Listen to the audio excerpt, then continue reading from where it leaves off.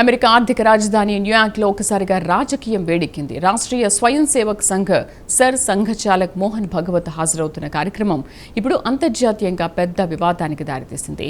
New York నగరం mayor Zohran మందానీ చేసిన వ్యాఖ్యలు తీవ్ర దుమారం రేపుతున్నాయి. ఆగస్టు 29న మన్హట్టన్లోని టైమ్స్ స్క్వేర్ వేదికగా జరుపు తలపెట్టిన యూనివర్సల్ వన్నెస్ సెలబ్రేషన్ అనే కార్యక్రమానికి మోహన్ భగవత్ హాజరు కావడాన్ని వ్యతిరేకిస్తూ మందానీ చేసిన ప్రకటన భారత్ అమెరికా దౌత్య రాజకీయ వర్గాల్లో హాట్ టాపిక్గా మారింది. మరి మోహన్ భగవత్ ఈవెంట్ను జరుపునివ్వమని మందానీ ఎందుకన్నారు? ఒక భారతీయ సంతతికి చెందిన వ్యక్తి అయి ఉండి కూడా మందానీ లెఫ్ట్ లిబరల్ భావజాలంతో ఇస్లామిక్ శక్తులకు అనుకూలంగా ఎందుకు వ్యవహరిస్తున్నారు? అసలు న్యూయార్క్లో ఏం జరుగుతోంది? పూర్తి వివరాలు ఈ కథనంలో.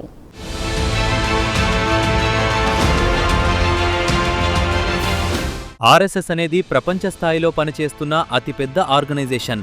దాని సర్వోన్నత ప్రతినిధిగా సర్ సంఘచాలక్ హోదాలో మోహన్ భగవత్ అమెరికాలో పర్యటించాలని నిర్ణయించుకున్నారు. అందుకు షెడ్యూల్ కూడా ఖరారైంది.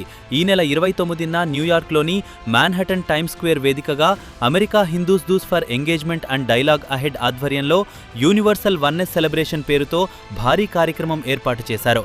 అంతర్జాతీయంగా హిందూ సమాజాన్ని ఏకం చేయడం, భారతీయ సాంస్కృతిక సనాతన ధర్మ మూలాలను ప్రపంచానికి చాటడం ఈ ఈవెంట్ ముఖ్య ఉద్దేశం.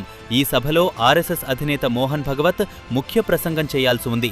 అయితే ఈ కార్యక్రమానికి న్యూయార్క్ నగరం నుంచి ఎలాంటి మద్దతు ఉండదని మేయర్ జోహ్రాన్ మందానీ బహిరంగంగా ప్రకటించారు. ప్రైవేట్ ఈవెంట్ను రద్దు చేసే అధికారం నగరపాలక వర్గానికి ఉందో లేదో తెలియదు, కానీ ఈ ర్యాలీకి నా మద్దతు లేదు అని ఆయన పేర్కొనడం తీవ్ర కలకలం రేపుతోంది. భారతదేశం అనేది ఒక లౌకిక బహుళ విశ్వాసాల సమాజమని, ఒక వర్గాన్ని మినహాయించే భావజాలం పెరుగుతుండటం ఆందోళనకరమని వ్యాఖ్యానిస్తూ మందానీ తన వైఖరిని సమర్థించుకున్నారు.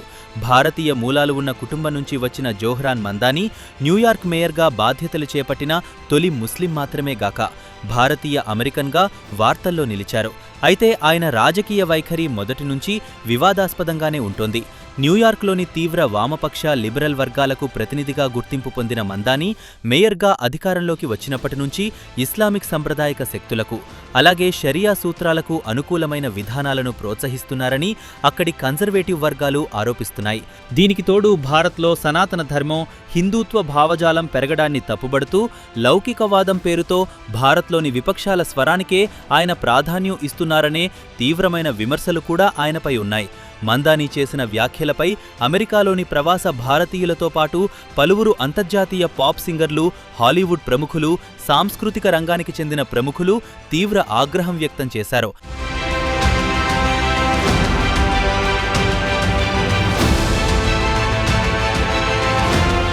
ప్రజాస్వామ్యానికి, భావ ప్రకటనా స్వేచ్ఛకు పట్టుకొమ్మ అని చెప్పుకునే అమెరికాలో ఒక నగర మేయర్ హోదాలో ఉండి ప్రశాంతంగా జరిగే ఒక సాంస్కృతిక సభను బహిరంగంగా వ్యతిరేకించడం పౌరుల వాక్ స్వాతంత్రాన్ని అణచివేయడమేనని అక్కడి ప్రముఖులు తీవ్రంగా తప్పుపట్టారు.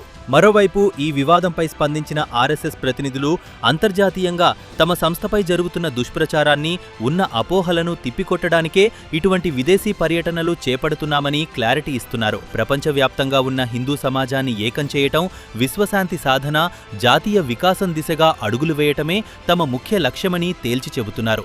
మందానీ తీరును కేవలం ఒక రాజకీయ కక్ష సాధింపు చర్యగా అభివర్ణించిన ప్రవాస భారతీయులు యూనివర్సల్ వన్నెస్ ఈవెంట్కు హిందూ అమెరికన్ కమ్యూనిటీతో కలిసి కొండంత అండగా నిలుస్తున్నట్లు ప్రకటించటం గమనించాల్సిన అంశం. మరోవైపు న్యూయార్క్లో జరుపతలపెట్టిన మోహన్ భగవత్ టూర్ షెడ్యూల్ అత్యంత ప్రాధాన్యం సంతరించుకుంది. పర్యటనలో భాగంగా 29న టైమ్స్ స్క్వేర్ పరిధిలో యూనివర్సల్ వన్నెస్ సెలబ్రేషన్ సభలో ఆయన ముఖ్య ప్రసంగం చేయాల్సి ఉంది. ప్రపంచమంతా ఒకే కుటుంబం అనే భారతీయ ప్రాచీన భావన అయిన వసుదైవ కుటుంబకం ప్రాముఖ్యతను వివరించడంతో పాటు ఆధునిక సమాజంలో సార్వజనీన ఏకత్వం ఎంత అవసరమో ఈ వేదిక ద్వారా ఆయన విశ్వవ్యాప్త సందేశం ఇవ్వాలని నిర్ణయించుకున్నారు. దీంతోపాటు ప్రపంచవ్యాప్తంగా వివిధ మతాల మధ్య తలెత్తుతున్న అనుమానాలు, అపోహలను తుంచివేయటానికి, ప్రజల మధ్య అనుబంధం పెంచటానికి భగవత్ ఈ కార్యక్రమాన్ని ఎంచుకున్నారు. ఇది అత్యంత కీలకమైన అంశంగా భావిస్తున్న ఆర్ఎస్ఎస్ ఈ కార్యక్రమం కోసం భగవత్ ప్రత్యేక సమయం కేటాయించుకున్నారు. వివిధ మతాలకు చెందిన ప్రతినిధులు, మేధావులతో సమావేశమై భారతీయ ధర్మ దృక్పథం ద్వారా ప్రపంచ శాంతిని ఎలా సాధించవచ్చు అనే అంశంపై సుదీర్ఘంగా చర్చించాలని భగవత్ నిర్ణయించుకున్నారు.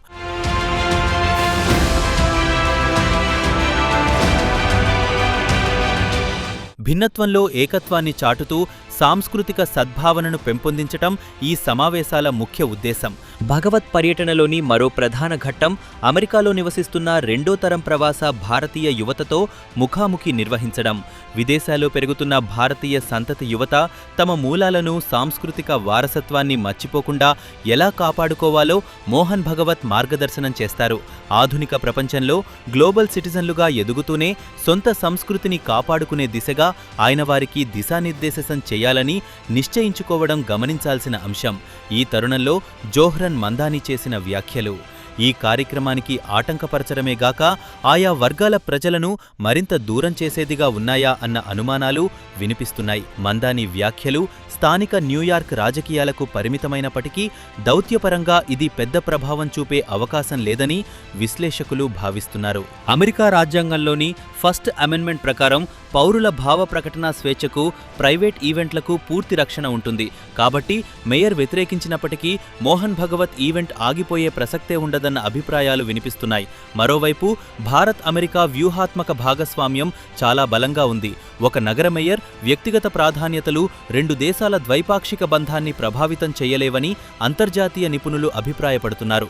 ఏది ఏమైనా న్యూయార్క్ మేయర్ జోహ్రాన్ మందాని చేసిన వ్యాఖ్యలు ఆయన రాజకీయ స్వార్థాన్ని, లెఫ్ట్ ఇస్లామిక్ ఓటు బ్యాంక్ రాజకీయాలను బయటపెట్టాయని విమర్శకులు అంటున్నారు.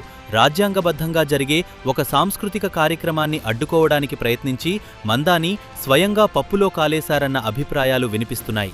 అంతిమంగా 29న మ్యాన్హాటన్ టైమ్ స్క్వేర్లో జరిగే మోహన్ భగవత్ కార్యక్రమం దిగ్విజయంగా జరగడం ఖాయంగా కనిపిస్తుండగా ఈ వివాదం ద్వారా ప్రవాస భారతీయుల్లో మరింత ఐక్యత పెరుగుతుందనే వ్యాఖ్యలు కూడా వినిపిస్తున్నాయి. మరి రాజ్యాంగమే అనుమతిస్తున్న సుహృద్భావ ర్యాలీలను అడ్డుకునేందుకు ప్రయత్నించడం అనేది మందాని లాంటి సంప్రదాయ లెఫ్ట్, ఇస్లామిక్ శక్తుల అజ్ఞానమే అంటున్నారు అంతర్జాతీయ వ్యవహారాల నిపుణులు.